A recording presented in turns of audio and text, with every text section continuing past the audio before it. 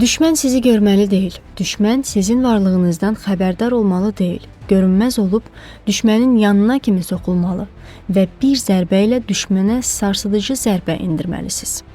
Hər xüsusi təyinatlı kimi şəhid Mədətov Röyal Şahinoğlu da bu sözləri beyninə həkk etmişdi. Röyal 1992-ci il may ayının 14-də Qazax rayonu Hüseynbəyli kəndində anadan olmuşdu.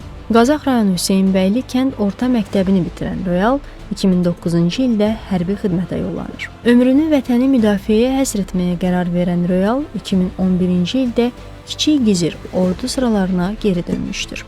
Aprel döyüşlərində iştirak edən Röyal yaralansa da döyüşü tərk etməmiş, daha sonra isə müalicə aldıqdan sonra yenidən ordu sıralarına qatılmışdır.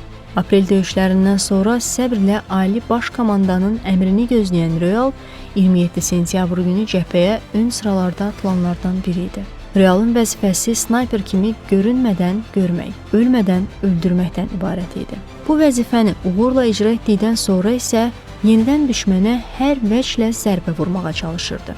Röyal düşmənin 3 maşın kolonunu partladıb. Dağımı ilə birlikdə ümumilikdə 100-ə yaxın düşmən hərbiçisini məhv edib. Röyal oktyabrın 22-sində Qubadlının azadlığı uğrunda gedən döyüşlər zamanı şəhadətə ucalıb.